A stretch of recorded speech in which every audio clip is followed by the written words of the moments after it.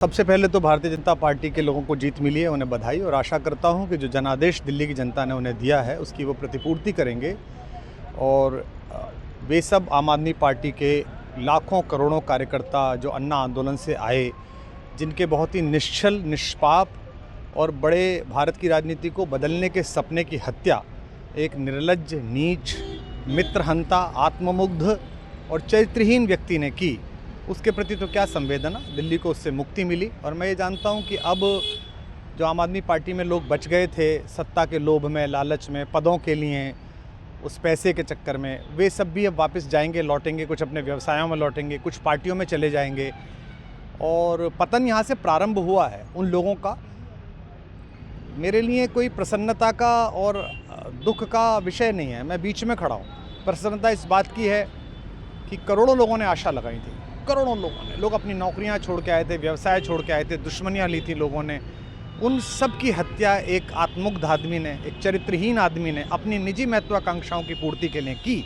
उसको दंड मिला, ईश्वरीय विधान से दंड मिला। प्रसन्नता इस बात की भी है कि न्याय हुआ। आज जब कहना नहीं चाहिए, लेकिन आज टीवी पर जब जंगपुरा का निर्णय आया और सामने दिखाई दिया कि मनीष हार गया, तो सदा तटस्थ रहने वाली और राजनीति से विरत रहने वाली मेरी पत्नी जो है, उसकी आंख में आंसू आ गए, वो रोने लगी। क्योंकि उसी से उसने कहा था कि अभी तो है ताकत, और उसने कहा था भैया ताकत सदा तो नहीं रहती। तो ये अहंकार आशा करता हूँ अगले लोग नहीं करेंगे, जो बाकी दल है वो नहीं करेंगे, इससे सबक लेंगे। और दिल्ली के नागरिकों को मैं अच्छे शासन के लिए बधाई देता हूँ। अब भारतीय जनता पार्टी अपने नेतृत्व में सरकार बनाकर दिल्ली के जो दुख थे पिछले 10 वर्ष के, उन्हें दूर करे।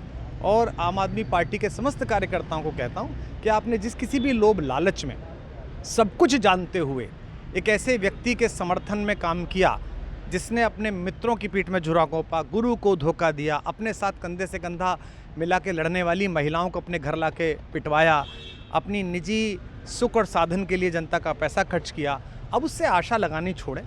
अब बाहर निकलें, अपना अपना जीवन देखें। मुझे राघवेंद्र सरकार राम की कृपा मिली, जिनका ये घर है, जिनकी कृपा से मैं यहाँ खड़ा हूँ। मुझ पर कृष्ण कृपा हुई कि मैं इस निर्लज्ज सर्कस से बाहर आ सका। मैं उन सब से भी अच्छे भविष्य की कामना करता हूँ कि वो कोई गंदगी ना फैलाएं कहीं भी, वो लौट जाएं अपने शिविरों में। जिस तरह माधव को, कृष्ण को दूत देख कर भी भरी सभा में अट्टहास करने वाला दुर्योधन जो ये कहता था, सुचिग्रम नैव दास्यामि बिना युद्धे न केशवः, बिना युद्ध के 5 गांव भी नहीं दूंगा, आज वो अपनी सीटों के लिए तरस रहा है।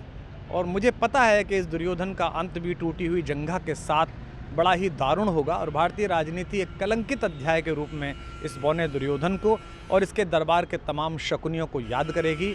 मैं उनकी मुक्ति की कामना करता हूं कि ईश्वर उन्हें इस दुख से बाहर निकाले।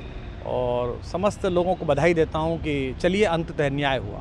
सर, बात करें दिल्ली के चुनाव या यूपी के उपचुनाव मिर्ज़ापुर को लेकर, चुनाव आयोग पर तमाम तरह के आरोप लगाए जा रहे हैं। अखिलेश यादव ने कल कहा कि वहाँ उपचुनाव में मिलकर, ये राजनीतिक विषय है, इस पर मैं राजनीतिक कार्यकर्ता नहीं हूँ, तो इस पर मेरी टिप्पणी शोभनीय नहीं है।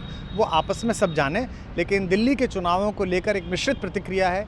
दुख है कि अन्ना आंदोलन से एक ऊर्जा जो पैदा हुई थी, जिससे देश में एक सकारात्मक बदलाव हो सकता था, एक वैकल्पिक राजनीति हो सकती थी, उसकी हत्या एक अहंकारी आदमी ने, एक आत्ममुग्ध और असुरक्षित आदमी ने कर दी। मैं आशा करता हूँ कभी ना कभी भारत में ऐसा सूर्योदय किसी न किसी दल में अवश्य होगा, जो भारत को जहाँ पहुँचना है वहाँ पहुँचाने का मार्ग प्रशस्त करेगा। सी न्यूज़।